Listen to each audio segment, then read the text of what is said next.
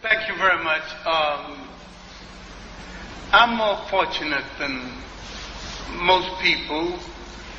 I have already lived, and I'm old enough and secure enough not to get angry because people don't like what I'm going to say. At least a month before the march, I was one of the first people to say that the march was a ceremony, a waste of time, and a Farrakhan con game. I said it because I know Farrakhan, and I know other con games that he's played. My remarks will be centered around Farrakhan, a faker, Malana Karenga, another faker, and the word atonement. I don't have to defend my political relationships because I have been a political left radical for most of my life, and I have been a severe critic of the left for most of my life, and for which I have no apologies. Now, the Million Man March was an achievement. An achievement for who and for what? Anytime you gather that many people together and the speeches last 4 and 5 hours, and you do not bring Africa in focus, in relationship to the African people of the world, you are out of order. You might as well talk about a child without talking about its mother and its father. Now, let's look at the intent of Farrakhan, and let's look at a serious disease in our community that plagues Farrakhan as well as others, and that is ego starvation. We are lacking in a special kind of stoking that makes us secure. Let's look at the fact that Malcolm X was a tutor of Farrakhan, and he turned on Malcolm X and said that Malcolm X was a traitor to the nation, and the nation had a right to punish him. Now, can you trust in leadership people who would turn on a friend? I have said many times,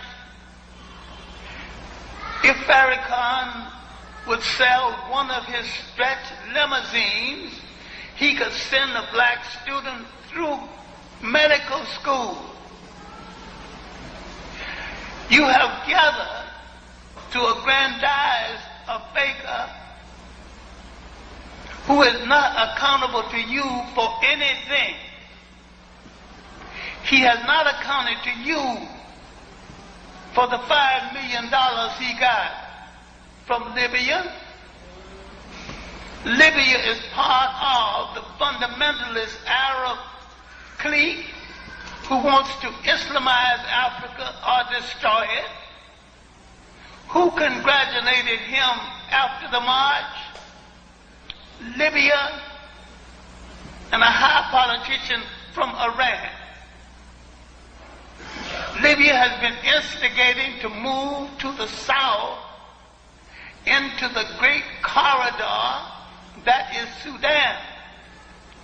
If you take the Sudan, that corridor gives you a straight shot into South Africa, and Libya will join the whites to reconquer Africa. They have no compunction about it because they do not think of themselves as an African people, and like all conquerors, conquerors, they declared war on all forms of African culture. Because Farrakhan belongs to fundamentalist and reactionary Islam, he knows nothing about revolutionary Islam, that is African Islam. In Arab Islam, no woman ever held state power. In African Islam, women not only held state power, but in African Islam, women are the masters of the marketplace. Go to West Africa right now. Most of the concessions are controlled by women. Go to East Africa where you find African Islam. It's man-controlled. Because the Arabs destroyed the matrilineal and installed the patrilineal. Farrakhan has not answered to us. For some things we should have obviously asked some questions about. After the Million Man March, the Caribbean News had a headline hailing the march in the triumph of the West Indian Farrakhan. How did Farrakhan suddenly become a West Indian? He wasn't born there. Why are you emphasizing his West Indianness now? He ain't got no West Indian support. Why did you let Farrakhan get away with saying repeatedly the slave ships stopped in the West Indies and left the strong ones and brought the weaker ones over here, which is a lie, which proves he has no knowledge of how the slave ships, the slave trade operates. Why don't you know enough about your history to know how this trade operated? After the American Yankee Clipper outran the British man of war, and slavery was a New England business, not a Southern business. The Southerners bought their slaves from the New Englander. After that, American ships went straight to Africa, picked up the slaves, and came straight back to the United States. You cannot separate slaves based on who was brave and who was not brave. The slave revolts in the Caribbean islands were more successful, had nothing to do with bravery. It had to do with an incident in history which neither one of us had anything to do with. The maintenance of culture continuity. Slaves, buyers in the Caribbean bought in large lots and kept the lots together. They thought they could work them better that way, but they forgot they could revolt better that way. In the Caribbean islands, the slave in the house related to the slaves in the field. In the United States, because they bought in small lots and broke them up, the slave in the house had no relationship to the slave in the field, and the slave in the house would betray the slave in the field. This had nothing to do with bravery. It has to do with culture continuity. There are good books on the subject by fine Caribbean writers, especially Edward Williams and C.L.R. James. So what is he talking? Distorting history, and he get away with it because you don't know history. In a speech made right here in New York, Farrakhan bought the story of the curse and said, and I've got it on tape, I got it in video, and I got it on audio, that people with dark skin and woolly hair, a certain kind of nose, was cursed. And that the texture of your hair and the texture of your eyebrows are supposed to be the same. He's saying with his high yellow self that he is pretty and blessed by God. the same. He's saying with his high yellow self that he is pretty and blessed by God.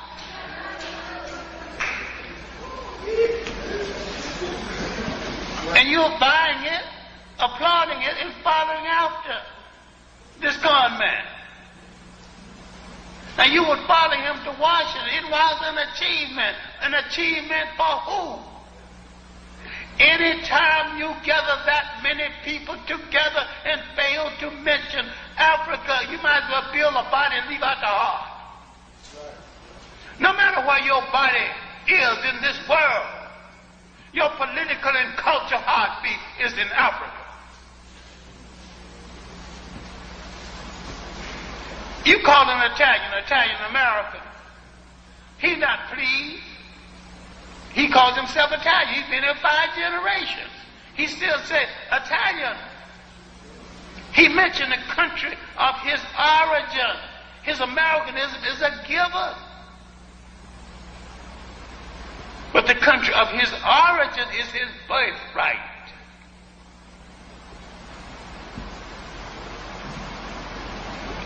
Why have we listened to all of this with no perception? His speech indeed was a golden opportunity. And he said nothing, put it all together. It's like a Baptist sermon. I have put Baptist sermons, recorded them, and had them transcribed. The minister is not saying nothing. Not one good sentence said. He's babbling, and once in a while he said, Jesus, Jesus, Jesus. Then he turns to the audience and says, do I have a witness? Witness for what? You ain't said nothing.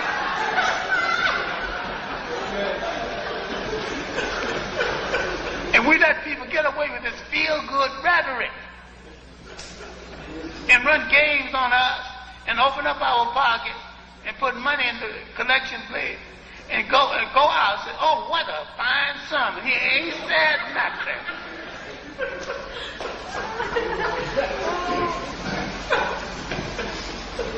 Farrakhan is a frustrated Baptist preacher like most of the Muslims. They're angry with Christianity. Now, I challenge Farrakhan to march on the Arab embassies that has restarted the slave trade in Africa, in the Sudan, and in Mauritania.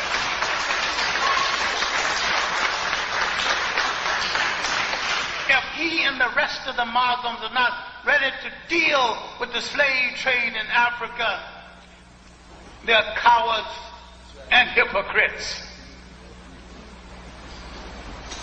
In the new slave trade in Africa, they're not only killing African men, they're working African women in the field in the day and using them sexually at night. Their children are being trained as prostitutes and concubines. Their young men mutilated. Africans are being driven out of Mauritania who are Muslims because they not only want this to be a Muslim country, an Arab Muslim country. Farrakhan hasn't said one word about this because he is bought and paid for by fundamentalist Arabs. And tell him to prove me wrong. Tell anybody to prove me wrong. Why has he had nothing to say about that? And you following him like a fool to Washington. Go to Washington if you want to go to Washington. But don't go around following a faker to Washington. It's an achievement, but an achievement for what? He hadn't accounted to you for the $5 million he got from Libya. Now, let us, just for instance, 1 million men, let's guide on 1 million, although we could have been more, and each one spent at least $100. Add $100 together 1 million times. Do you know we can buy supermarkets all over this country? We got nursing homes. Nobody have to come and run our communities. I'm not a capitalist. I've never owned a car. I made a halfway decent salary as a college professor and as a writer and as a lecturer. I never owned a car. I always had a fascination for shoes, so I got too many shoes.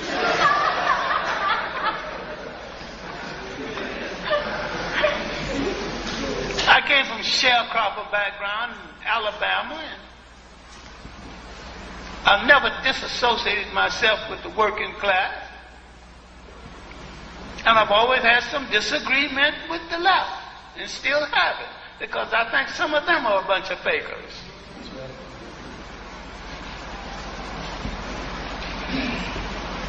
I believe in total African liberation. But the program of the white left is no different from the program of the white right, to control by any means necessary. That's why in London recently there was 3 Pan-African meetings. I attended the all-black one because the 2 white ones want to integrate to the point of helping the African in sharing. Africa don't share anything in Europe, power-wise. I'd be willing to share with Europeans in Africa only to the extent that they're willing to share with us in Europe.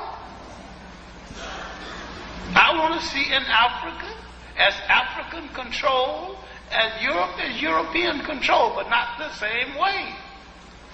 I have no problem about all governments supposed to be controlled by its people. If you don't take care of the very old, the very young, the poor, and the sick, and the needy, you have no government or anything worth being called a government at all. Now we are confronting things now. When are we going to confront Farrakhan? When are we going to confront him on the way he has addressed himself to our physical being? The whole concept of the curse wasn't in the Bible originally. It was drug in later. And whosoever drug it in and assigned it to God is a lie on God, because gods do not curse. That will make him ungodly. Now, let's go to the other faker who wrote the mission statement. There is nothing in the mission statement that is new. There's nothing in the mission statement that hasn't been said before. And yet he's selling the mission statement out of a press he found called the University of Sangaree Press. He has no knowledge of the University of Sangaree, which was the university in Timbuktu. He has no knowledge of the great intellectual age at Sangay. And yet he claims that he literally, Karinga acts as though he has rewritten the Bible and did a better job than the original writers. He has not atoned to the community for his attempt to destroy the Panther movement. He has not atoned for being a police informer. He has not atoned for the way he treated black women. And look now, the women he mistreated and mutilated were dark in complexion. The women in his harem are light in complexion. The number 1 woman is a Mexican with what seemed to be an Afro wig. He not only has a color problem, he's got an ego problem too. When he travels, he rarely lives in the black community. And someone offered him some good, well-prepared black food, and he said he'd rather have someone offer them some good, well-prepared black food, and he said he'd rather have a Big Mac with his little stuffy pig-like self. He deserved a Big Mac. In Egypt, he showed absolute contempt for black people. He and his harem and his bodyguard, all on the expense of the organization, were separate on the bus, separate living quarters, ate separate, didn't associate with the rest of us, got on the bus is going to a place called Memphis, and he asked the bus driver, why must we go to Memphis? What's there to be seen? That proved he is ignorant of African history. Memphis was the world's first metropolis before Giza. They tore down most of Memphis to build some of the other cities. And he asked, what's in Memphis? He goes to one of the sacred temples. Now, we who go to Egypt a lot know that certain things we do not do because out of respect. He goes to the Holy of Holies. This is the prayer room of the Pharaoh, the God Pharaoh, the God King or God Pharaoh. This is the prayer room where the Pharaoh, dressed in special clothing, oils himself, even removes all of his pubis hairs so he can be totally sanitized, and sets in praise not only for himself, but praise for the nation. We make a special point of never going inside of these rooms out of respect for these ancient Africans who had great spirituality long before some foreigner, faker, and fool found something called religion. Karinga goes in there with his shoes on and with one of the women of his harem pose for a picture, to have his picture taken. Now you're going to follow this man who's shown utter contempt for African people. Follow him where? In Senegal, he got a lot of dandruff because I was elected head of the American group. The Senegalese, who know that I've related to the Francophone community more and better than any African in the whole of the Western world, and contributed more to their publications over the years, didn't think it was necessary to consult anyone to elect me head of the group. Karinga is now having a fit about it, and we arrived at the next assignment. He came over to me and said that I did not know the definition of his name. Malana means God. And he resented the fact that I arrived in a car and the rest of them was on a bus. Now, with all the diplomats I knew when they were students in Paris, and with my connection in Dakar, even the beggars know me by first name. You think I can't get a car in Dakar? So it's nothing extraordinary for me to arrive at the assembly in a car. His number one lady, a Mexican, in shorts, very beautiful decorative shorts. But the African don't like women in shorts, period. With her camera taking the pictures of the legislative council, no permission, and the pictures of all the people attending the conference. We don't know what she's going to do with those pictures. Karinga telling her what pictures to take, make sure she don't miss nobody. Now Karinga has a catalog of everybody who attended that conference with no permission. His Hussein is a poor rewrite of ancient African talk, text.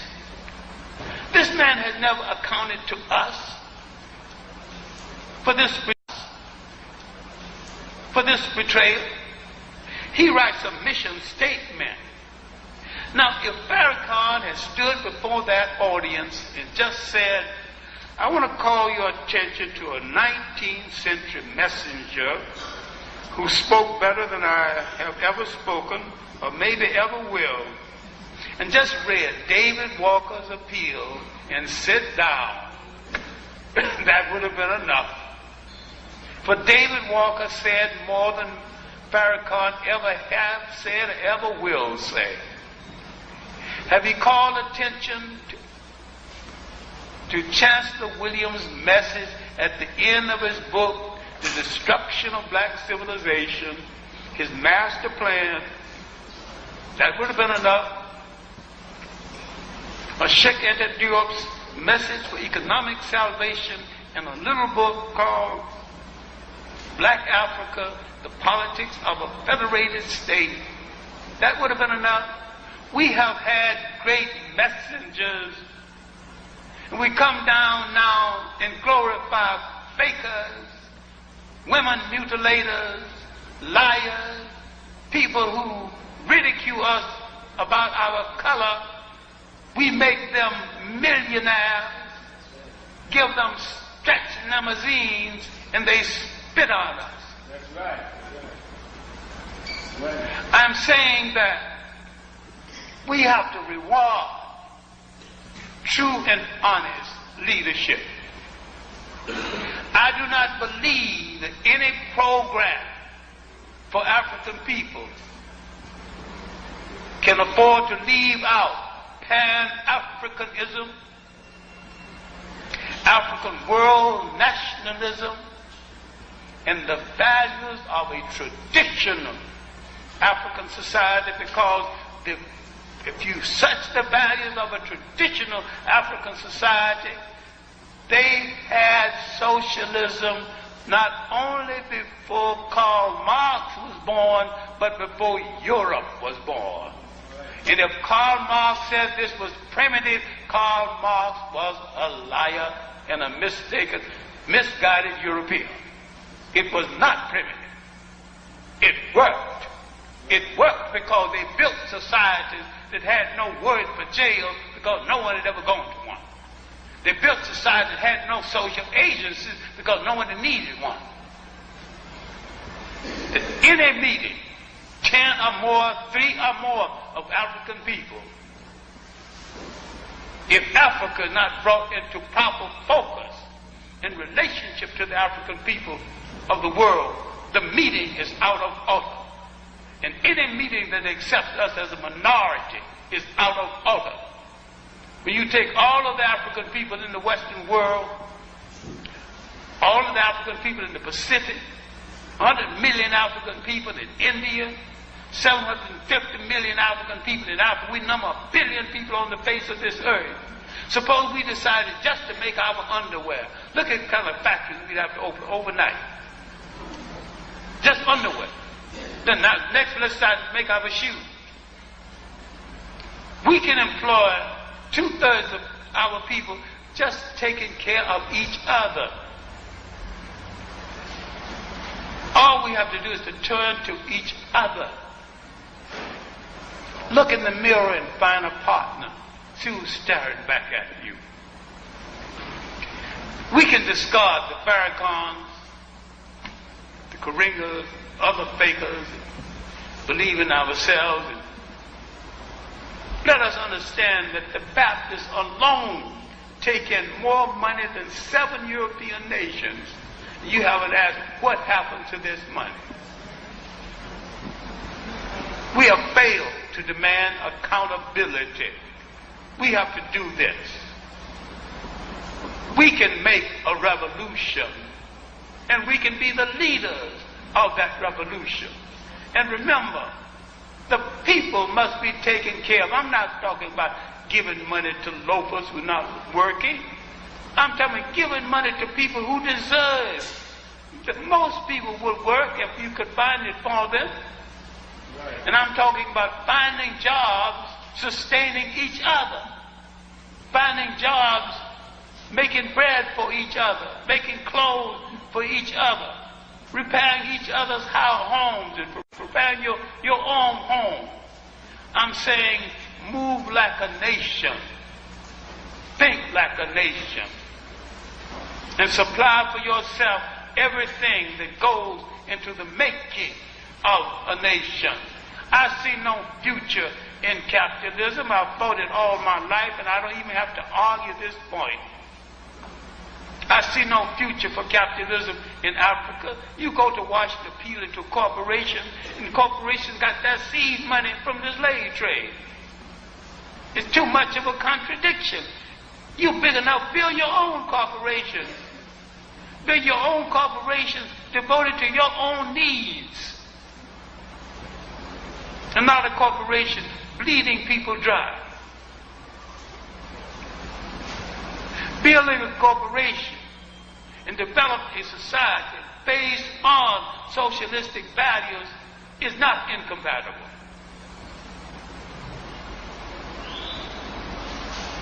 And yet I think there's a form of nationalism that is wasting our time.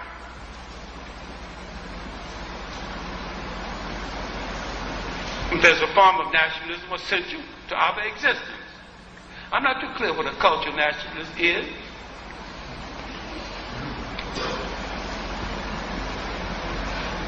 Most people you call narrow nationalists, I just call nationalist parasites and fools. Just hustlers, con men.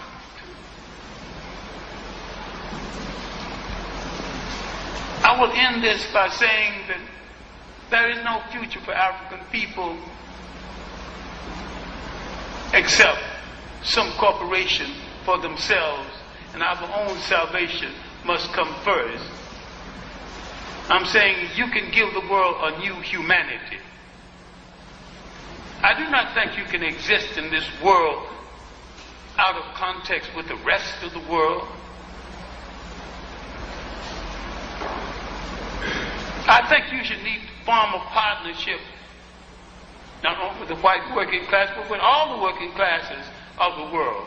I do not think that any working class of any country or culture can exist and abstain from some concern for the other working classes of the world.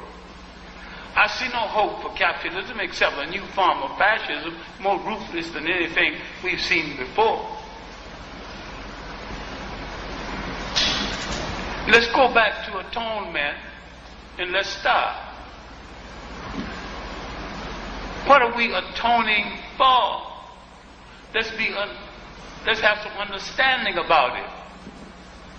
If you read Cheikh Anta Diop's The Culture, Unity of Black Africa, there was no wife beating in Africa.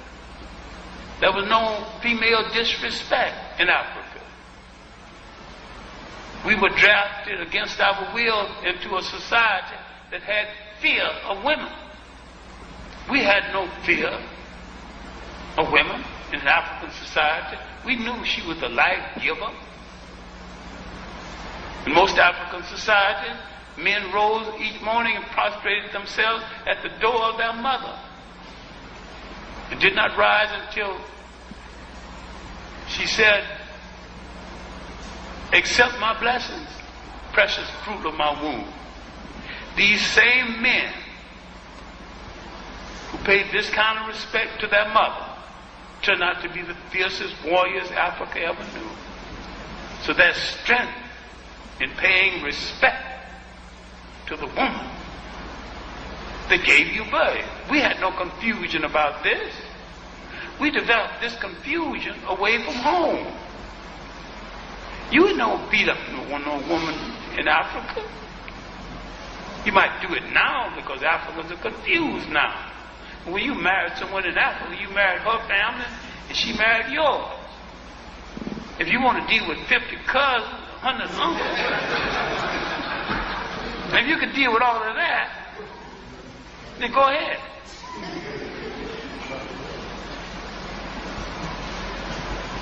Then we came out of a collective society.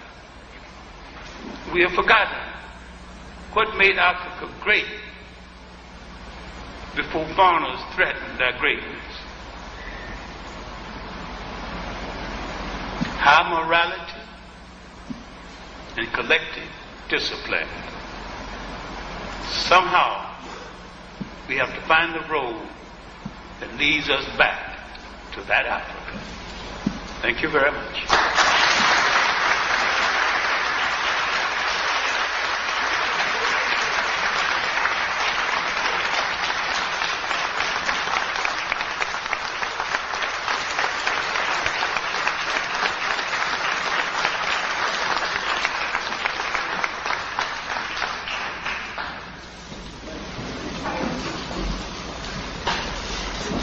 Delano Lies and Plainville East Victories. Thank you, John Henrik Clarke. I guess we can move to the question and answer period right now, for those of you who might have some questions. You know, this kind of, you're going to set up a mic out here? Want some water? No,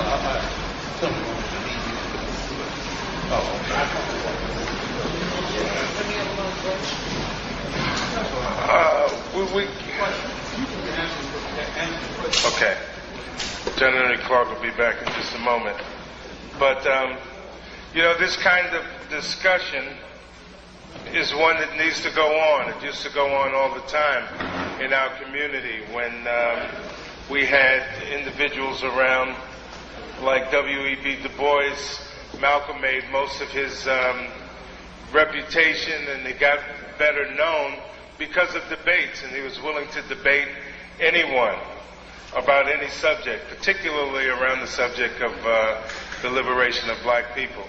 So I think that we have to look at it in that light, that we need to bring up some serious questions and analyze what it is that we're going through, what it is we're in the midst of, so that we can come up with some answers and move forward.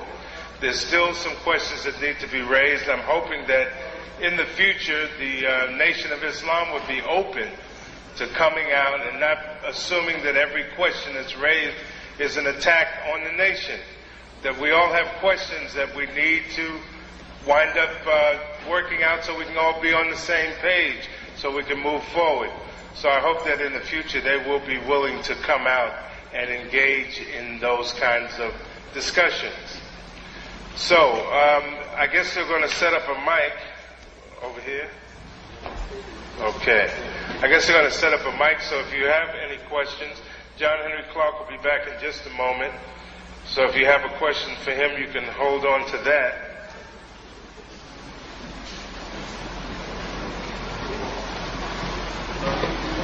It's like a puzzle.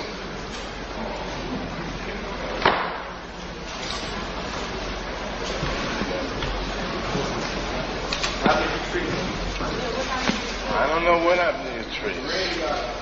She must be the place making a sandwich. Maybe I beat her up so bad in that music contest that she so crowded that you had a tendency to go and try and find someplace that wasn't crowded. But it was a magnificent spectacle still to see all of those people come together without a single arrest, without anybody even hollering and screaming at each other. So please, if you do have some questions, would you come up to the microphone, and we'll do our best to to the mic.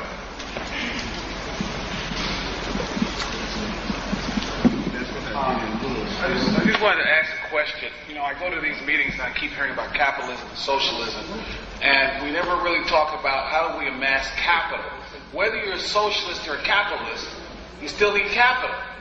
So we're in the same 30, 40-year rhetoric. I've been living in this community and hearing this same recrimination. This one said this one did. It's all nonsense. We've got to begin to move on. We're living past 30, 40 years over and over every single day. It's ridiculous. It's time for us to move on in this community. I grew up in this particular area, and it's time for us to stop going back to 1962 and what Karenga said and what Huey Newton said and what Eldridge Cleaver said. Let's move on. Those people are gone. A lot of them are dead. The movement moves on.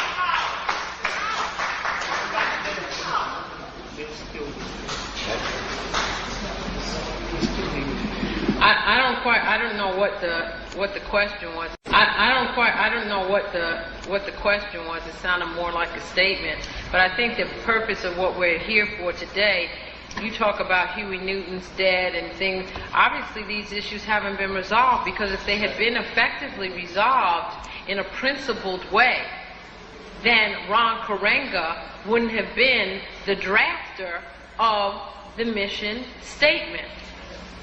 You know, so these words are not about rhetoric. We talk about, well, what's the difference? Capitalism, we need to move on. With any movement, whether it's a social movement that we're talking about, if we're talking about in our personal lives, there has to be a moment in which there is some accounting, some accountability. And that's what we're talking about, because you talked about people being dead. That's true. There are certain people that are dead, but there were also reactionary forces that were allowed to actually gain prominence after the counterintelligence program effectively destroyed the Black liberation movement in this country. And you know what they say? Those who do not learn from the past are doomed to repeat it. So, you know, Farrakhan just didn't drop out of anywhere. He has a history. And this sort of like impatience with, you know, involving and engaging in a critical analytical process is not going to help us to move forward in our struggle in a meaningful way. We have to learn from our mistakes of the past. When we're talking about capitalism, I don't care what you want to call it. I'm talking about an economic system which is based on the exploitation of the majority of people for the benefit of a few. We're living inside of a country where over 90% of the wealth is controlled by less than 5% of the population. How do we move beyond that reality? How do we do it? Do we just will ourselves into moving beyond it? And capitalism is about a certain relationship, a relationship of how you view people.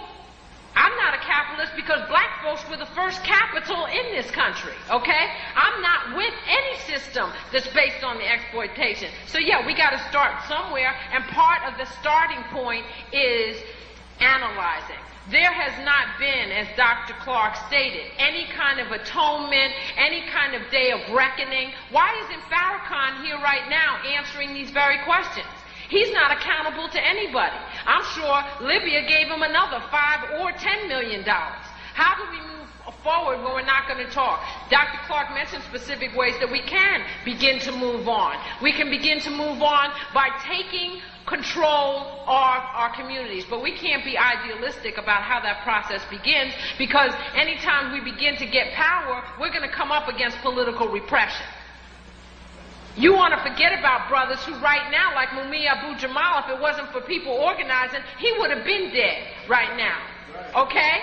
So I'm not willing to forget those people who gave their lives for the community, whether you agree with their politics or not. I can't go on when I know, Herman Bell is sitting up right now, 23 hours, keep locked, because he dared to protest a double bunking policy, and this brother gave his life for the black community. No, I cannot go on. He is with me every single day of my life, and I'm struggling to do the best that I can to help liberate people every day and make a contribution to my community. I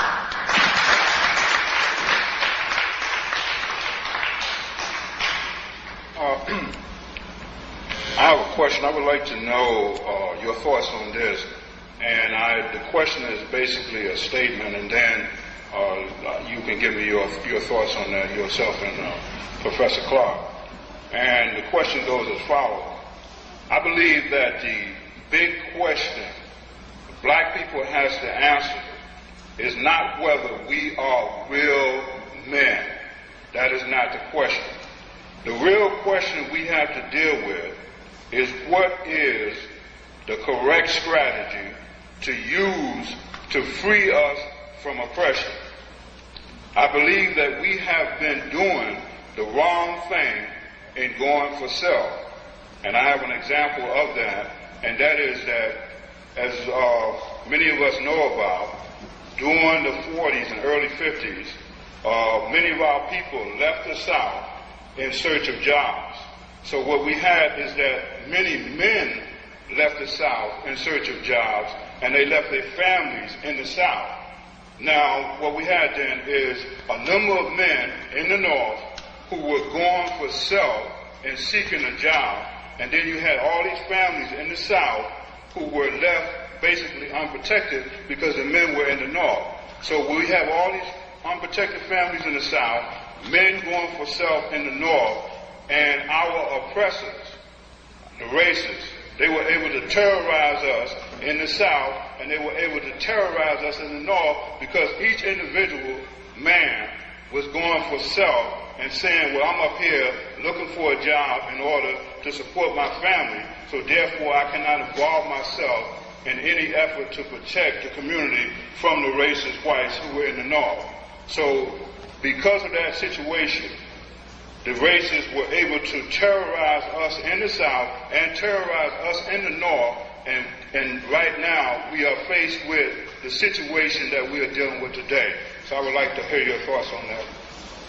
This is a situation, but I think you've dramatized it well, and you've also overstated it. But the basis for being terrorized is much bigger than that. We were going to be terrorized with or without the men, or with or without the change, with or without the migration. So the basis would have been some form of economic stability, where we would not have to relocate so often, but had some security where we were. We could have come south or go north. What's the reason? But we should not have had to go solely for economic reasons.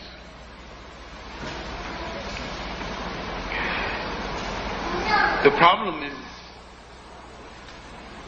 was then as it is now. We have no built-in securities that we can use, but we do not have to call on other people. And I've always said this is possible because if we built in a system of self-reliance, and there's so many jobs we can create among us that will take up some of the economic slack. And I'm not talking about becoming mass capitalists, but becoming a people who literally take care of their own.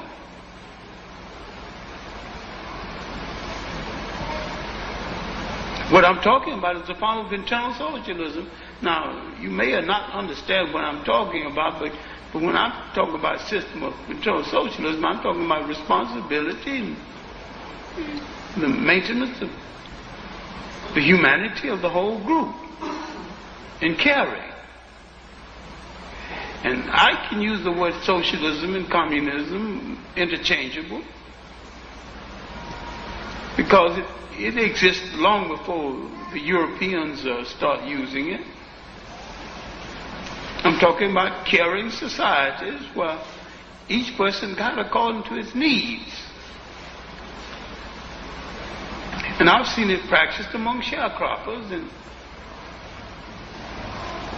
worked out because very little money exchange between us. And growing up, we didn't have that money exchange. In fact, we ate very little out of a can. And we made our own cranberry sauce, own mayonnaise, own everything, own tobacco, everything. But we had to work it out between us in a barter society. That we created barter societies.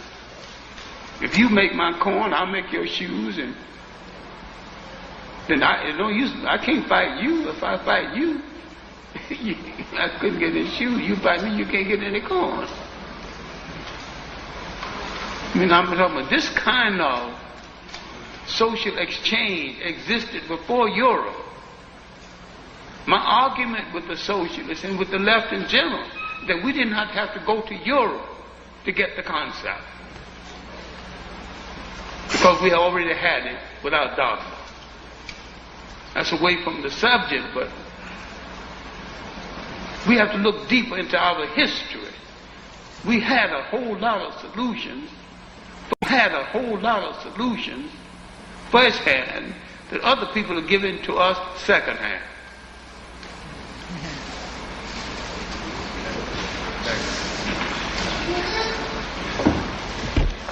Good afternoon. My name is Stephen.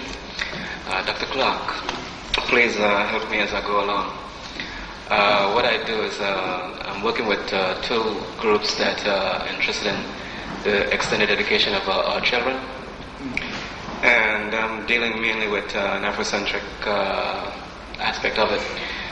And for example, when I first started classes, I'll ask everyone what would they like to be. Sometimes I get good answers, sometimes I get no answers. About 6 months after the classes start, I go back and ask the same questions. And they will tell me exactly what it is they like to be when they leave college. Not high school, but college. One of the things that I do is say, look, if you want to be a doctor, go back to the man that they consider the father of medicine, who is Imhotep, and talk about how he ascended to be the physician for the king at the time, King Zosa. Also point out, if you want to be a builder, also be like Imhotep, because he's the one that built the first pyramid at Giza in honor of King Zosa. For the ladies, I deal with people like Hatshepsut and Queen Nzinga. Also a lady by they call Queen Candace, who after Egypt had been all the stuff that had been taken out of Egypt. The gentleman who did it, I can't remember his name right now, he went in and he wanted to get involved with doing the same thing to Ethiopia, and she amassed all of her forces and was able to stop him from even coming to the shores, and he ended up hightailing it and leaving. What can name it? There were several candidates. Now name the one. This one, she was the queen of Ethiopia at the time, and they don't know if her name was Candace or if Candace was actually the name meant queen. All right. But the guy who went into Egypt You're talking about the one that stopped Octavius, who became Caesar Augustus. No, not that one. Which one are you talking about? What was his name? So Walter Raleigh, or one of them that went in and took all that stuff out of Egypt? The one that went into Egypt and took all the stuff out. I can't remember his name right now. His name escapes me. Another candle. Right. Anyway, what happened is, what I usually do is just point out some of these great figures and even tell them that astrology, for example, the lady who comes on mornings, he could never remember her name. Show them how back in 1799, they actually dynamited the astrological signs out of the building of Egypt and brought it into Europe and claimed it as theirs. And basically what I'm saying is just make the African connection with everything that we do for a living today, and show them that it actually came out of Africa, and they basically start seeing themselves more as African and stop considering themselves African Americans, but just to be Africans. Could you respond to, am I doing the right thing? Am I on the right track? You're on the right track. I think you got your chronology a little mixed up, because you're talking about the last of the Candaces. These Candaces, the one that challenged Octavius, is concurrent with the period of Cleopatra. And that's early.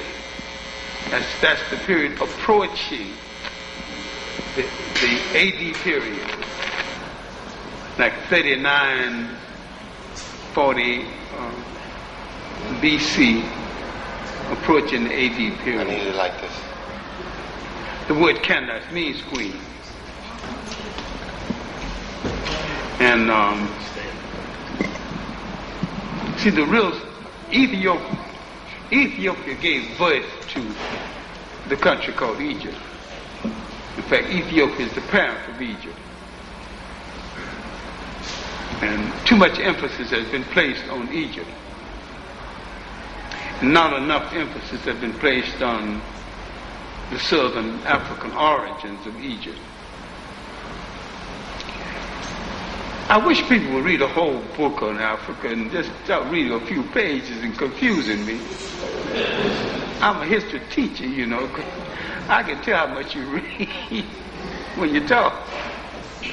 You need to read a little more. Read Dr. Ben, Black Man of the Nile, and his family, and I did an essay for the baseline essay for the Portland Public Schools. I did a very extensive chronology of the dynasties of Egypt. And Asa Hilliard did the same thing, a little more extensive. This information is so interesting and so available, there's no reason why we shouldn't have it in whole other than pieces. Because when you throw it at me in pieces, it confuses me and tells me what you still have to read. But thanks for the effort, anyway. Okay.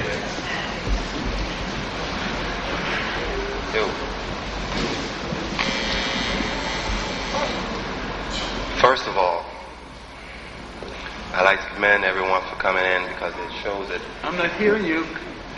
First of all, I'd like to commend everyone for coming in here today. It shows that, just as in the Million Man March, that there needs to be changes made.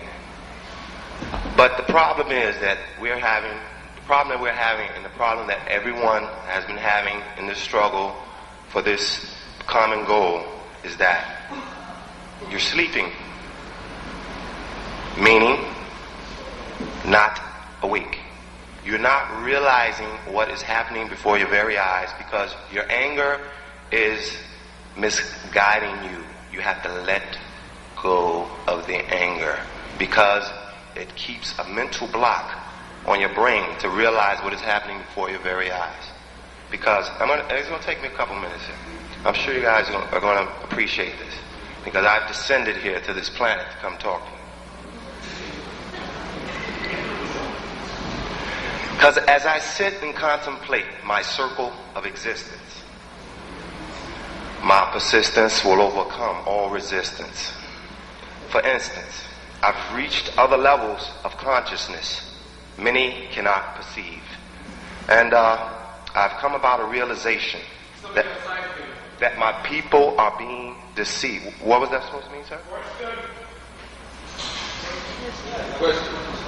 No. You see, the problem is we're fighting amongst each other. If you will give me time, I could explain to you what I want to do here. Could I speak, please? Could I please speak? Because no one here has done nothing. Okay, this is a question and answer period. If you would make that kind of short, since there are some people that... All right, okay, I'm not going to go into this since people are still so anxious and you don't realize what's going on. Okay, no problem. Was because we haven't listened. Every time he tells us to do something, we don't listen. Can I just ask him to suggest maybe one more thing for the people that are tired of the rhetoric? Because obviously the need for the continued rhetoric is because we haven't listened.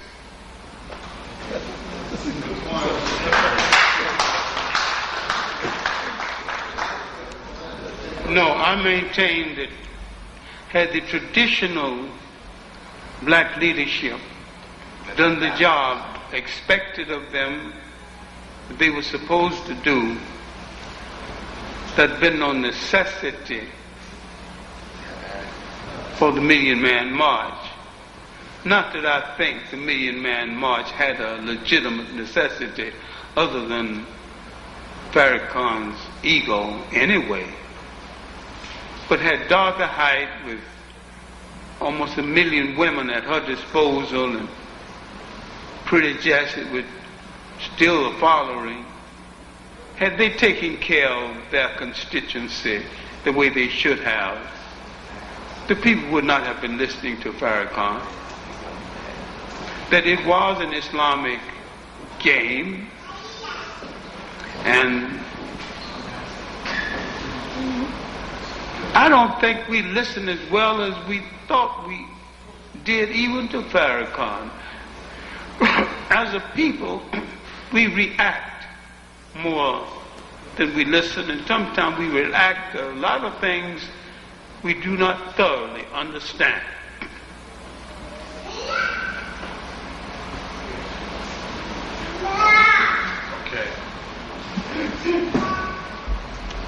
My question, Dr. Clarke, is given that a lot of African people in America have been really hurt by integration in a lot of ways, do you see the kind of socialist economy that you talk about being able to be accomplished in where black people are so spread out, or do you think that there's a certain separatist type agenda that we'd have to pursue? I think starting with our family and with our community, there is a possibility of that economy without dogma. Once dogma into it, it starts confusion, because dogma generally comes from outside of our community. I think we could have turned Christianity into a form of socialism had we not bought a whole lot of white dogma and a whole lot of white images. Because Christianity, probably looked at, is socialistic. But we won't listen to ourselves well enough to understand that.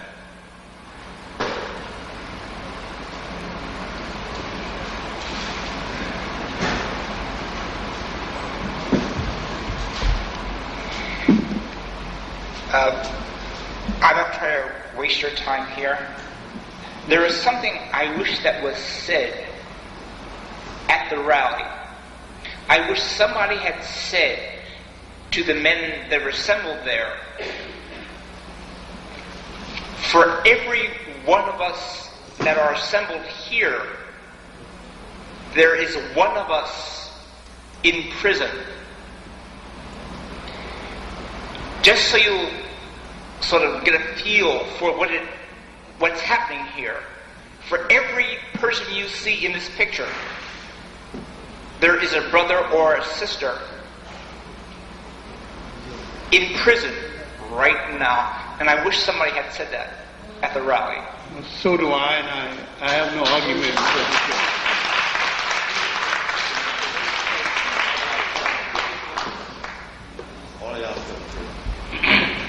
Thank you, Dr. Clarke. Thank you.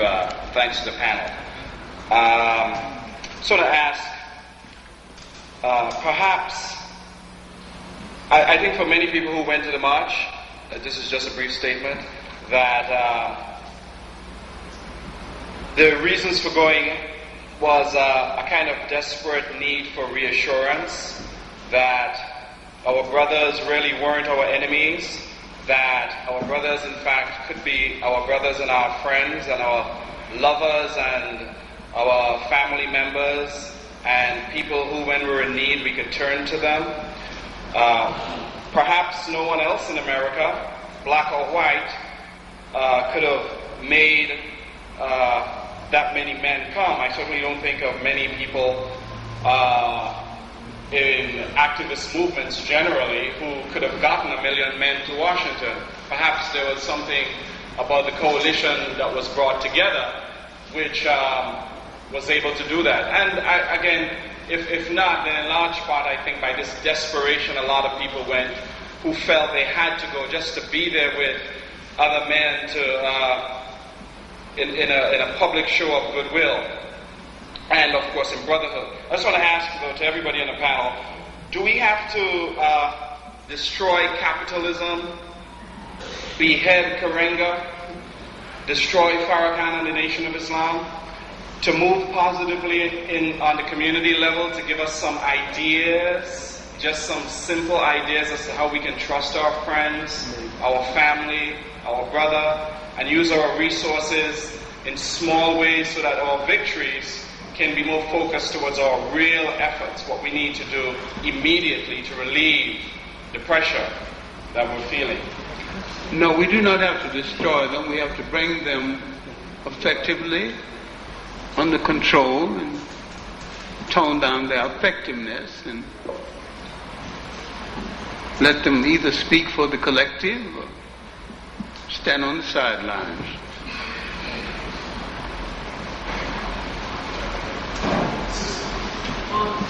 Go ahead.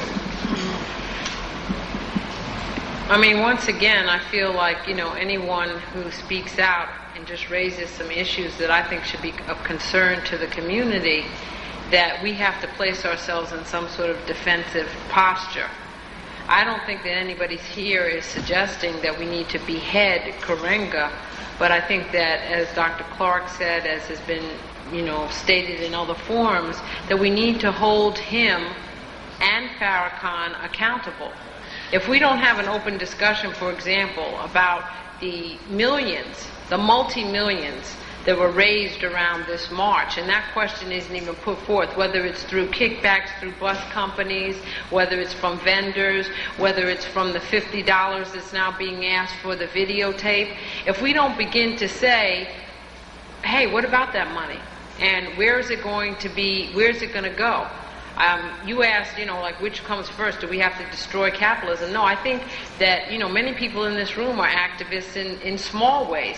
Like Dr. Clarke said, it starts with family. It starts with self. It moves out into community. That is the beginning of something. For me, the ultimate goal, though, is the destruction of capitalism, because I don't think it is a viable economic system that takes into account the needs of the people. But there isn't any really meaningful discussion going on right now about who are these individuals. And I think we do ourselves a disservice. If we say that we love Malcolm, then how can we allow someone or an organization which admitted to the execution of that individual, participating in the assassination and creating the environment that made his assassination possible, how do we let that just go by without speaking of it, without holding people accountable? So to me, it's all about dialogue, it's all about clarification and how best to move forward. It's about what kind of organizations do we want to form? What sort of role will women play in the movement? I mean, to me, that's the whole purpose of conversation, is to grow and to learn from our mistakes and to move forward. All right, I just have a brief follow-up here. I agree with you that we do need to do that. There are many people, however, that over the years we have come to reconcile our differences with, not because we want to embellish that person's reputation, but because for the common good of everybody. Of course, we saw on a global level what happened in South Africa, where some of the vilest people, for the sake of reconciliation and moving forward and addressing the need of the thirst, the hunger of the community, that people have come to reconcile the differences. I'm saying that this kind of discussion about who these folks are ought to be taken somewhere else. Because I think that what people ask, what we are asking for is, listen, the public schools are messed up. How can we raise some money on the block, in the church, so that these kids can get a better quality kind of education? How can we do that and I'm not making this, this is not brain surgery. Communities do it all the time. It's done all the time. I'm just saying that that's something else. But what I'd like to somebody address briefly, if I can finish briefly, that there was an opportunity missed, I think, maybe because of the way the march was organized, for people such as yourselves not to have become involved in its organizing. I think there was an opportunity there that was missed on both sides. I think with enough participation then, and even now, that for the better good of people, we the people, not the activists or the leadership, but for we the people, we want to see some moral leadership rise from all this and say, okay, look, we can put this behind us and move forward. Can somebody address that or not? Bernard? Well, I think it's an error to separate the people that are up here from the people that are out there. I think that that's an error. I think that this meeting, you said this meeting should be held somewhere else.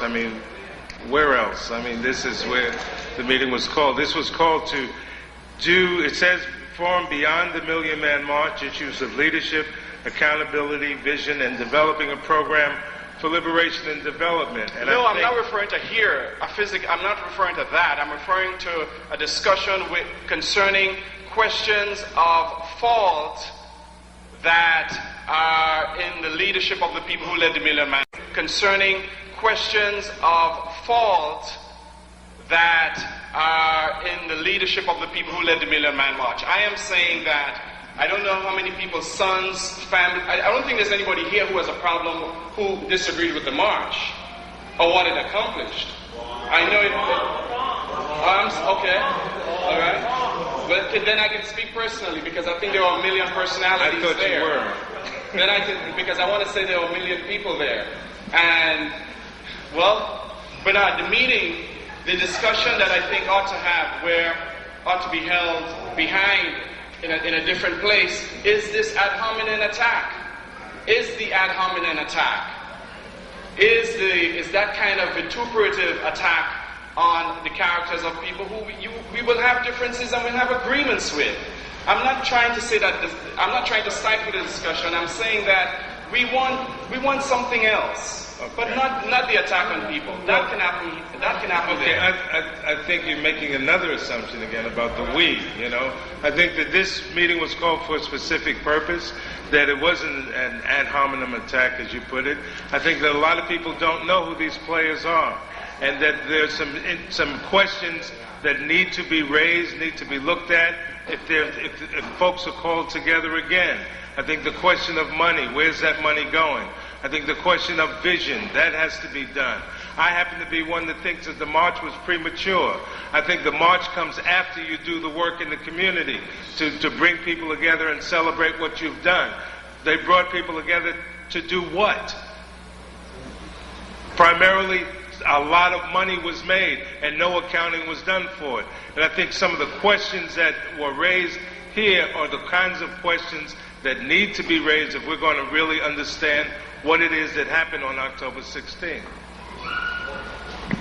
Yeah, I want to go on to the next speaker, but I really have a problem with what you just said, Jerry, for a number of reasons. First of all, I just stated in my presentation that people were involved from the very beginning, raising issues up, because part of the criticism, we have to remember this march was organized over a year ago, and it was not open to people to participate. It was basically a nation event.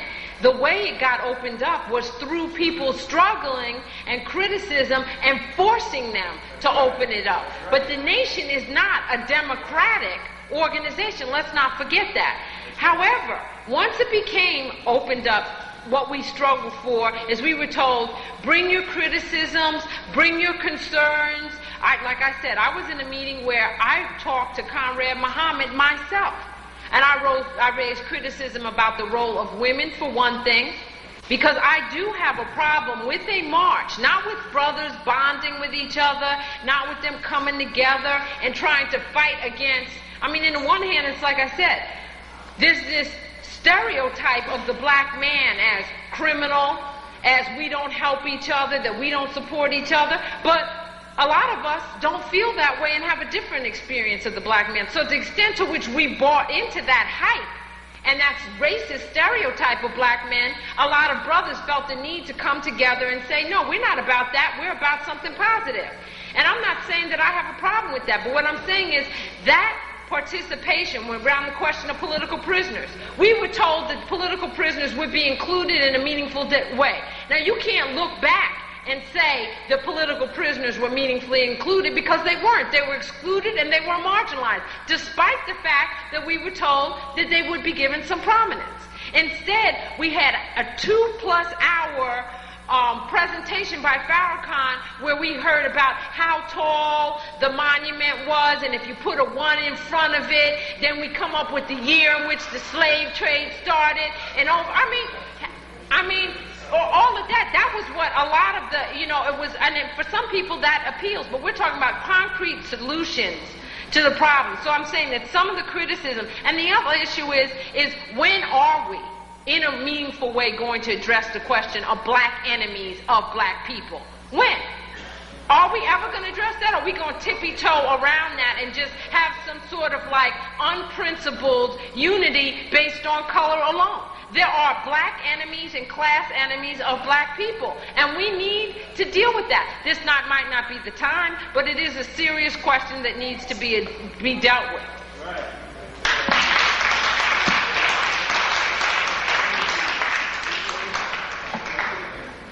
I'd like to just follow up on what the sister was saying. I think that's correct. We're all black, number one. And depending on perspective, depending on whether you're an enemy or not. Okay, if basically I came here to see or to discuss where we're going from here. We have different ideologies, there were different people on the platform speaking. I myself personally attended the march, and I think it was a good thing. I think that you can't separate the messenger, Farrakhan, from the march, because I don't believe that there's any other black person at this point in time that could have brought 1 million people together. You know, I'm not saying he's a god or he's this or that, but I just think you need to recognize the significance of the man. Okay? Not the demeanor, what she was saying, but I think we should come together and recognize the significance of each other as a people. And once that happens, then we can move forward. If we keep pointing fingers, we're not moving anywhere. I mean, and as far as political prisoners, I've heard on numerous occasions the nation, Farrakhan, talking about political prisoners. Now, if we got our feelings hurt that it wasn't expressed at that platform, I think we should be bigger than that. I really do, because you really can't address the plight of black people in 2.5 hours or in one day. It goes so deep.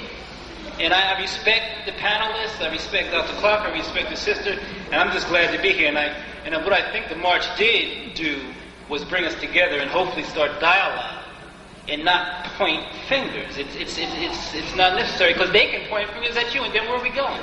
We're in the same rut that we were in, my father was in, my grandfather was in, and we haven't gained any progress. We can look outside and see we haven't gained progress. So where do we go from here? That's the key. Dr. Clarke, I'm a good friend of Gil Noble's. I know you're fond of him. I grew up with his family. And I'm just kind of curious to see what Like It Is going to be tomorrow, and what view and what aspect it'll take.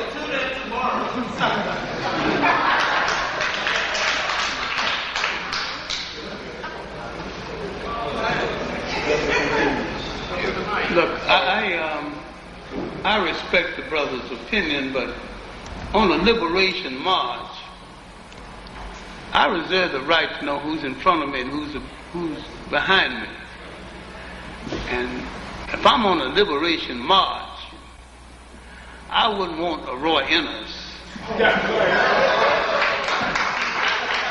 that march. I don't think you could put a Farrakhan and a Roy Innes in the same.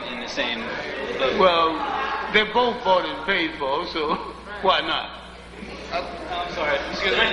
What? They're both bought and paid for, so why not? So you're saying, I don't even know if I'd make a statement that Farrakhan. You're talking about slavery from the past. I'm saying slavery. The average were in the slave trade before Islam. He's a traditional slave trader.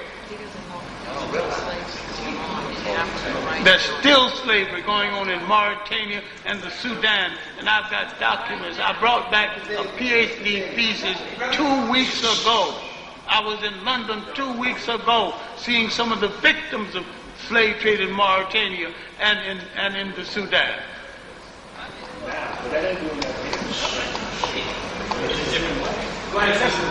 Okay. For the young people who sit here and you need to idolize what's happening, let's tell you what happened in London or in Manchester. There were people on that stage who read to us documents about the Arabs and Islam plan to Islamize all of Africa. Or destroy. This is not a joke. You may sit here and idealize and do not know that you're really in a global village. And what's planned for us, you better deal with it. The first people who congratulated Farrakhan on that march was Gaddafi and the man in Iran. Now, whether you want to read into it history or not, history's happening to us right now. The people in that room who stood up and told us the amount of people they lost in the Sudan, families, members, women, children, the mutilation of children being made eunuchs in Sudan. It is real, my brothers and sisters. Be very aware that you're not living in America alone, that this is global, and for us, Africa is the last reserve. If you don't want to believe it, then you will live it, and you will regret it.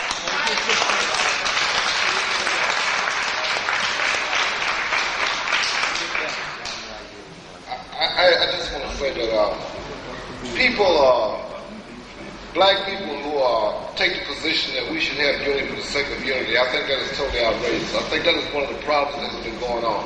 When you look around this room here, there are young people in here that wasn't even born when some of the crimes that Correa has committed against other black people. Right on. And because there's a void in black leadership in this country, certain leaders, so-called leaders, have wormed their way into position. You need to understand history. You need to know what Correa was about. You need to know what Farrakhan's about.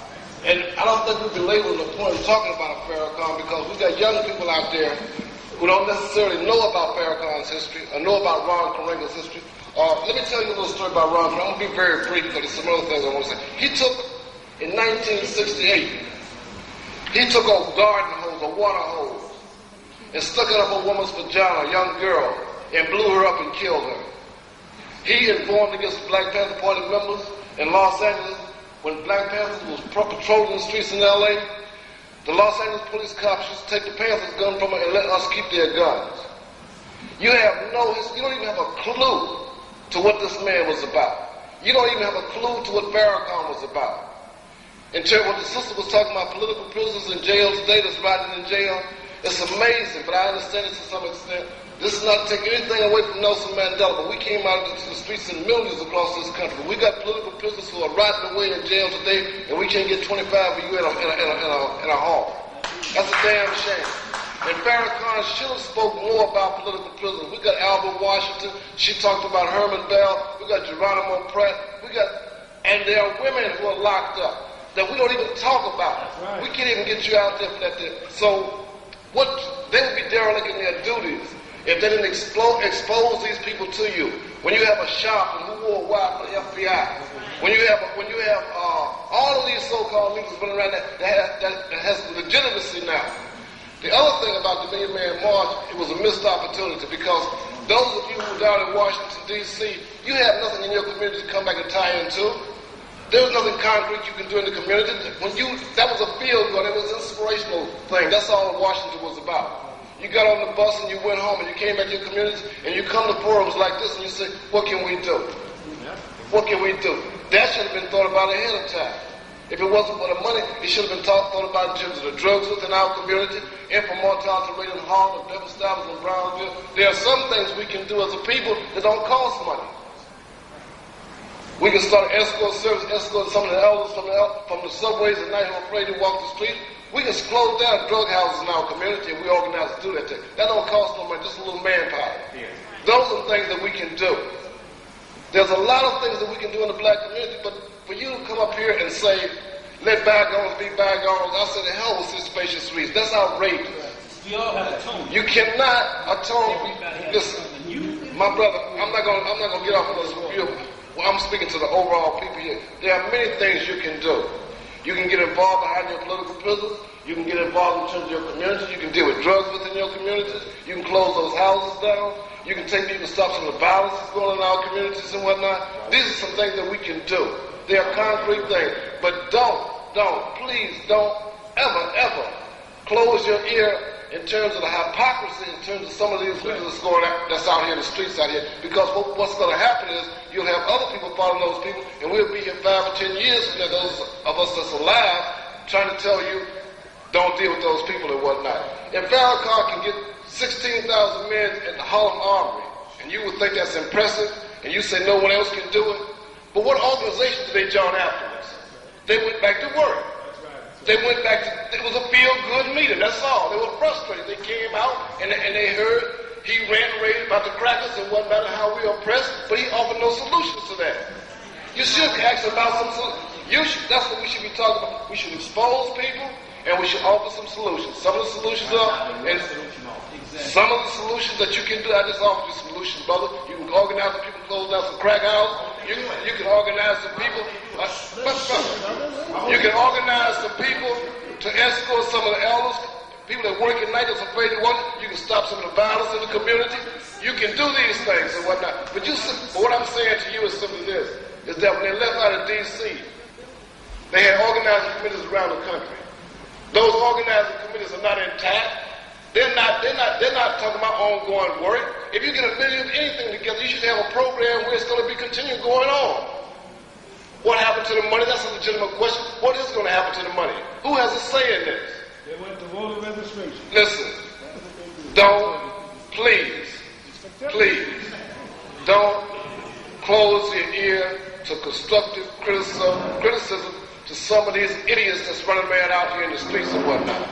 Please don't do that. Why won't they do it? Because they're afraid of dying. Okay, you heard me. Okay, we got just up to the brother in the back, Ulysses, and then we're going to stop the questioning. Also want to remind you to tune in to BAI on Monday. Is that Monday? Monday from 3 to 5. There's going to be some talk about slavery today in the Sudan and Mauritania because it's happening today. Just wanted to ask a quick question. Because of all the Million Man March and the OJ trial before that, I haven't heard a lot about Mumia Abu-Jamal. I just wanted to kind of get an update, some feedback on what's happening with his case. And another thing, I was wondering, Johnny Cochran just recently this week came out and said he was going to represent Tupac Shakur, and I was wondering why he didn't get a calling to represent Mumia, because I think he certainly could have done something on his case. Or is he just another poser? Well, first of all, in terms of Mumia, as everybody knows, there was a struggle waged to get him a new trial, and he lost that before Judge Sabo. So where it is now, it's being appealed, and it will, I think the court date is scheduled for December. For those people that don't know, there's a major demonstration being planned in Philly on November 6th, Black Solidarity Day. If you're interested in going down, you could see me or some other folks. The other issue that was pending with him was his treatment in prison while incarcerated, the conditions of his confinement, which did not allow people who had been functioning as part of his legal team, like Pam Africa and other people who had quote-unquote criminal histories, Pam in particular from her involvement in, with the MOVE organization, it was not allowing them access to Mumia. A decision has not been rendered on that, and Mumia has been moved off of phase 2, and he's back in Green Correctional Facility in Waynesburg, Pennsylvania. So there's still a lot of work and stuff to be done around his case. In terms of Johnny Cochran, I don't know if people know, but he's already has been working on the case of Geronimo Gijaga Pratt, one of the longest held political prisoners in the United States, and he said now that he's off the OJ trial, he will concentrate. One of the longest held political prisoners in the United States, and he said now that he's off the OJ trial, he will concentrate his energies on that case, trying to get him released from prison.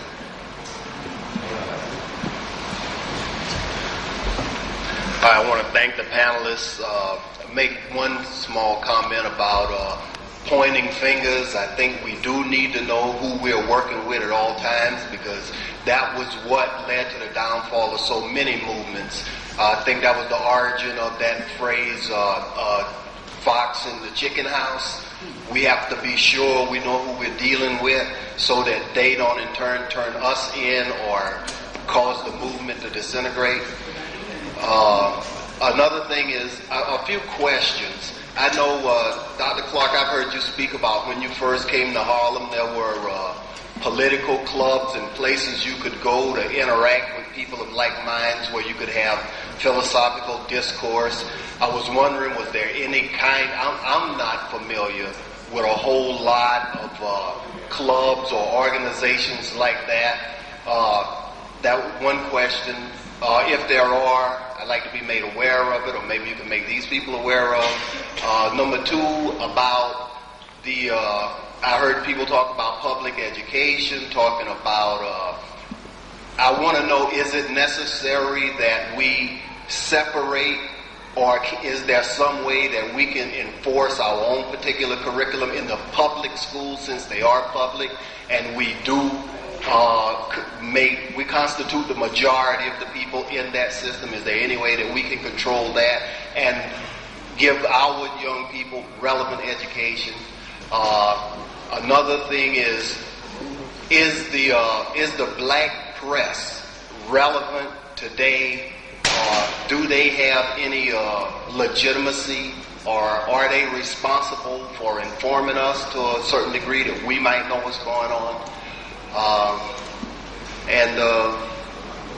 That's enough. I'll just sit and wait for the answers to those. Thank you. The only group in Harlem right now that meets on those bases, and well, there's a dialogue, is the First World lecture group. They meet at St. James Presbyterian Church, 141st Street and St. Nicholas Avenue. They meet every Saturday at 4.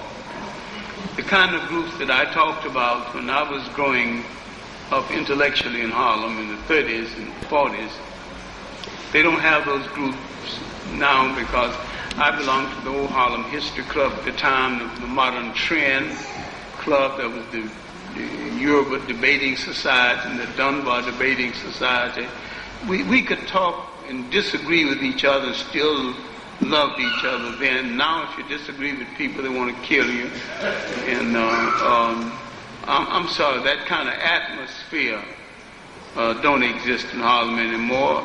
And during the Italian-Ethiopian War, we could debate both sides and still be friends. We had that great group of Caribbean activists, Richard Moore and Cyphers and J.A. Rogers, along with the African-American activists. We don't have any of those anymore. As for the public school, to deal with the public school and forcing change, you've got to deal with the teachers and have to deal with the black teachers as well as the whites, because some of the black teachers are just as backward and just as reluctant to change as some of the whites, and some of them spend more time explaining how dumb the children are other than teaching them. There was a third question about whether the black press can be relevant, but the black press used to be a creative imitation of the white press. They're no longer a creative imitation. In fact, poor carbon copy, and they don't take any strong principle stands anymore. The paper called the Black American or the New American used to, when Alford was alive, and the City Sun occasionally, the Amsterdam once in a while. But the creative black press is no more. I think we can sparkle some energy into them. We're more responsible than they are, because they think they're not going to get white advertisers if they become dynamic. If the white advertisers get customers, they don't care too much about the content of the paper. Not really. All they want is sell their Frigidaires and whatever they're trying to advertise. They don't pay that much attention to what else is in the paper anyway. Hello, my name is Caroline, and I've lived in the Midwest all of my life, and I just moved to New Jersey a couple weeks ago, and I stumbled on the WBAI, and that's how I ended up here today. The question I'd like to ask is, I've appreciated everything that both of you have said, and I also appreciate the fact that there are lots of books out there that people can read that really have the answers to what we need to do in order to liberate ourselves. But I think what happens every time there's a meeting like this that's in response to generally a media event is that lots of well-meaning people turn out, but when they leave, they don't have anything that they can take with them that they can then use to build upon. And I guess what I'm wondering from you is whether or not I would hate for this to be another missed opportunity, because I think this is something really special. I don't think it takes 1 million people to do the work that we need to do, and I suspect that most of what we need to do is going to happen in small groups, and I fully expect that there are lots of black people who are doing the things that they need to do in terms of taking care of their families and supporting people in their neighborhoods. But at the same time, the whole concept of nation building, the whole concept of collectively working together is something that we don't really see happening, and I'm not really aware of where that's happening, where people are really practicing African principles and working with children throughout the neighborhood, where a number of the principles of nation building are happening. And I'm wondering if in this gathering an opportunity has not been missed to lay out some of those principles in a more strategic fashion, so that people can leave here with something in their hands that they can share with their friends and their family members. And if after these meetings, why isn't there a plan for another meeting, or not necessarily a meeting, a work session, to build upon some of the issues that have been raised here, whether it's political prisoners or whether it's kids in public schools who are failing and there's nobody there to hold the teachers and the administration and other government officials accountable, whatever the issues we face as a community. Every meeting like this, every gathering of well-meaning people, I mean, how many people are willing to take their Saturday and to come and listen to the type of information that you've got here? And if what happens after this? Do you guys just go away and go do your thing, and the energy and the enthusiasm and the interest that that has been demonstrated by people coming here and sitting through several hours is somehow lost, and it just kind of dissipates and it's not built upon. So I'm sorry, I know that was a long introduction to a question, but I've been to a lot of meetings like this where people have really wanted to do something different, and they've been credible people, and they've been honest people, and they've been trustworthy people, but we get together and we talk, and then everybody goes home, and nothing is built from that event. So that's my question.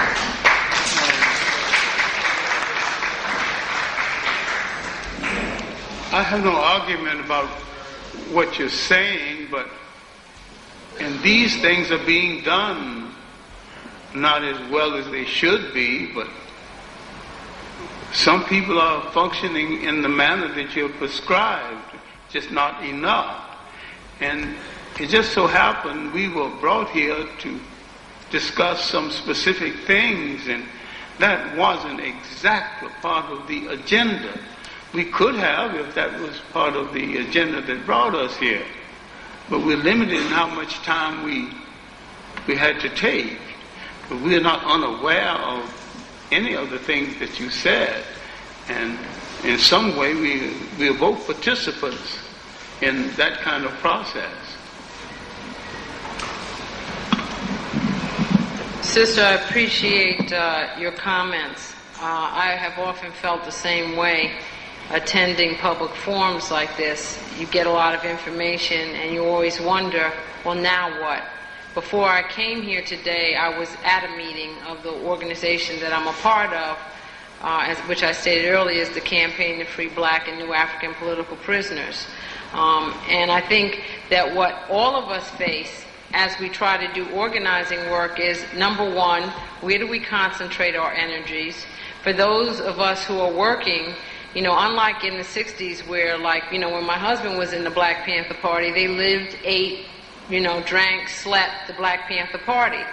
And in large part that was possible because they had the resources, both in terms of human resources and material resources, to be able to do that work on a full-time basis. Now, part of what's happened in the 70s and the 80s is, first of all, you know, very much those generations were the me generations, and we don't have like a comprehensive sense of how to tackle all the issues that are facing our community. So you got some people doing AIDS work, you got other people dealing with housing issues, you got other people dealing with health issues. I think the biggest thing that all of us face right now is how to get Giuliani out of office and Pataki.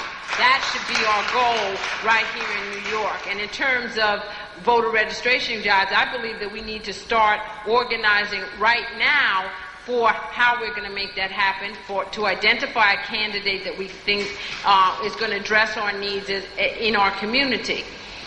As Dr. Clarke said, there are many people who are part of organizations, and it's hard. You know, you're working full time, you come home after work, if you got kids, you got to try to deal with them, and then you got to try to fit your political work in on top of all that. So it's a major challenge. If people are interested in political prisoner work, I'm here. There's also people here from the Black Panther newspaper committee who are here who do work around political prisoners.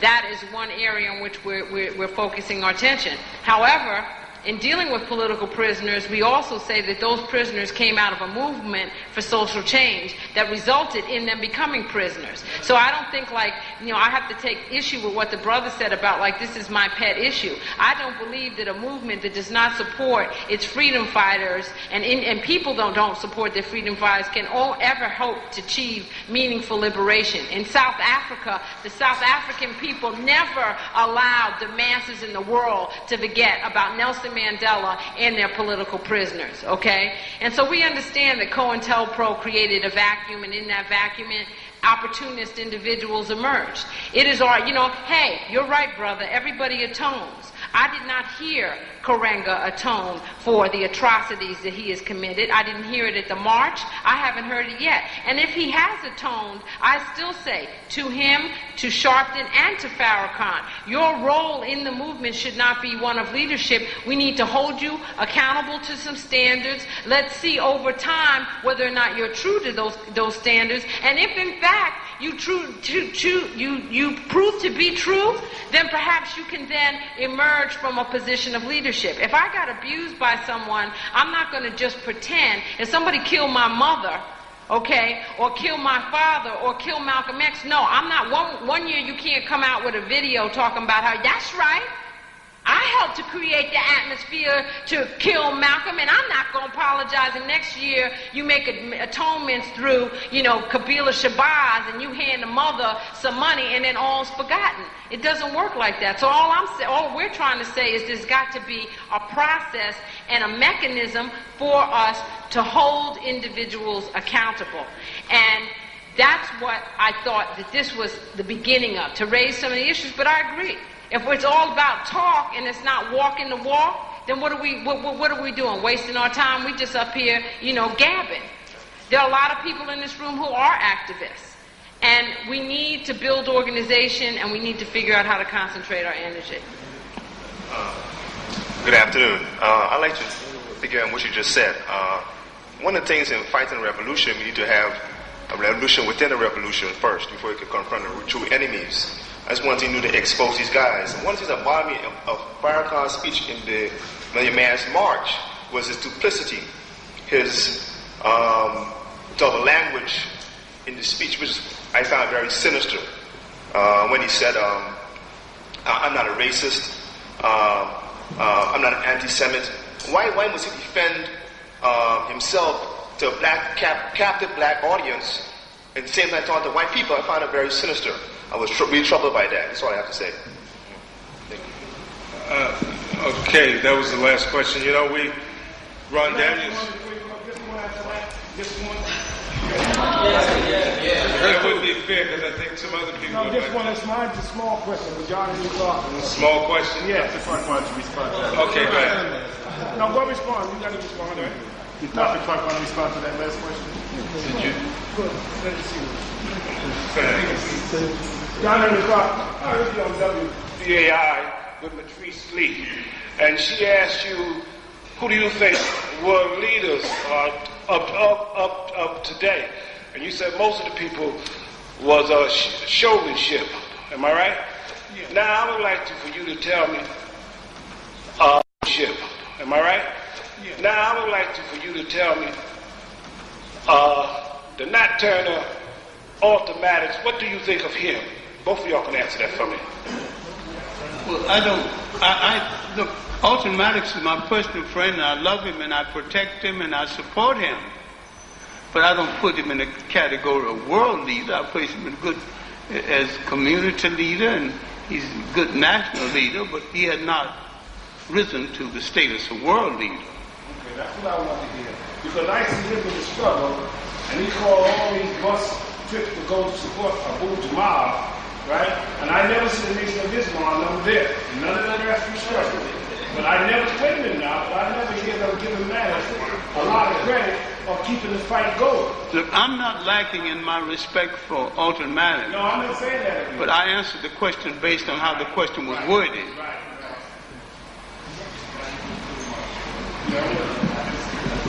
No, just one thing.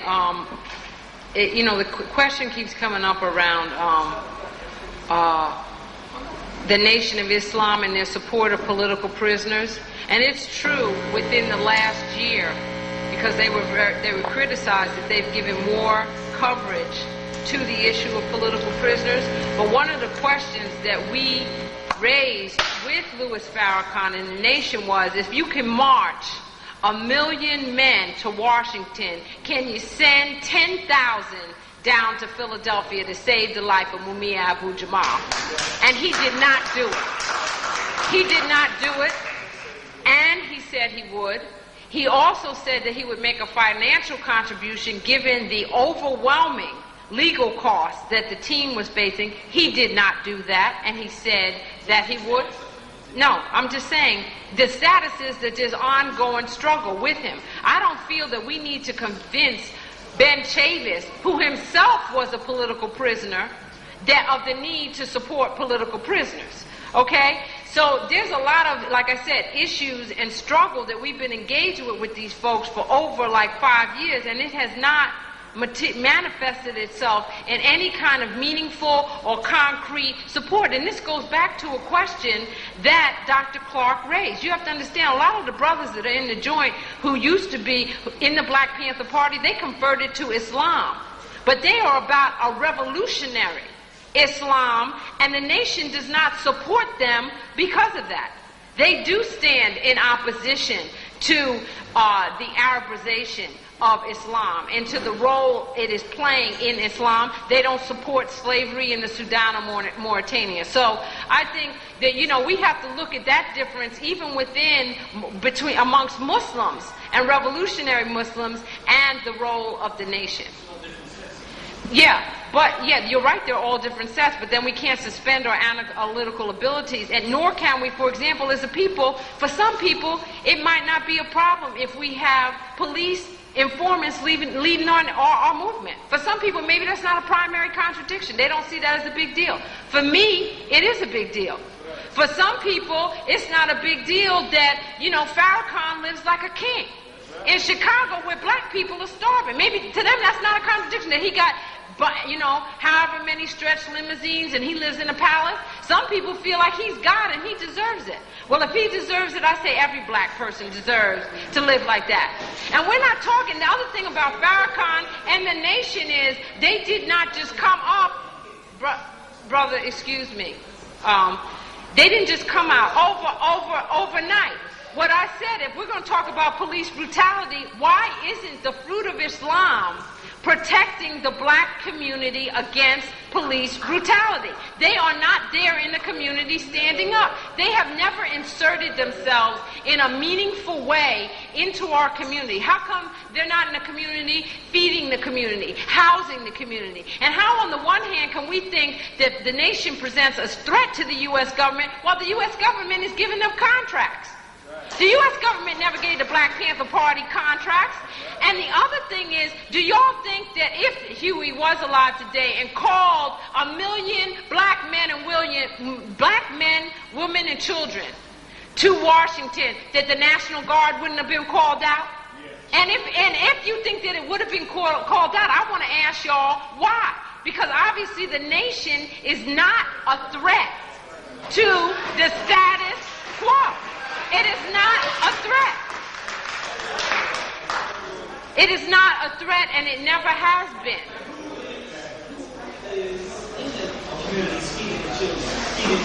But what I'm saying is, brother, what I'm saying, there is no, brother, let's not suspend our analysis. There is no other organization in the black community other than the black church, okay, that has access to the type of resources that the Nation of Islam does. No, wait.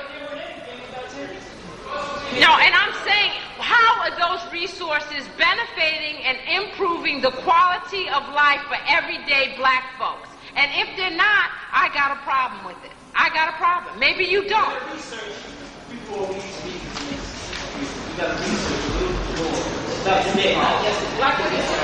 Well, you know, one of the things you mentioned is that you were interested in what Gil Noble has to say about it. I think you ought to talk to him. You'll find that he might be a little bit closer to what's happening on the panel here than it is to your position. So, Ron Daniels couldn't make it today, but one of the things that Ron Daniels, in his platform when he ran for president, is he took from Fannie Lou Hamer, which said that we are the leaders we've been looking for. I think that we got to stop. One of the things we have to do is begin to see ourselves as leaders. If you think there's problems in your community, search out, find like-minded people, and begin to deal with those problems, not look for anybody else to lead you in what it is you have to do. The other thing is, this is the first of a three-part series. The next one will be November the 11th, which will deal with accountability and black leadership. David Du Bois, Julius Garvey, Paul Robeson Jr., Amiri Baraka will be here, and also there's going to be, on Black Solidarity Day, a day of education about Mumia Abu-Jamal and the death penalty, police brutality, police repression at the Dr. Martin Luther King Jr. Labor Center, 310 West 43rd Street. Speakers will be Sophia Bukhari, and co-chair of the moderator will be Sophia Bukhari. Panelists will be Leonard Weinglass, Mumia's attorney, Bill Pleasant of the Daily Challenge, talking about the role of the media, Linda Thurston of Amnesty International, Michael Tarif Warren, attorney, as well as many other folks, so make sure you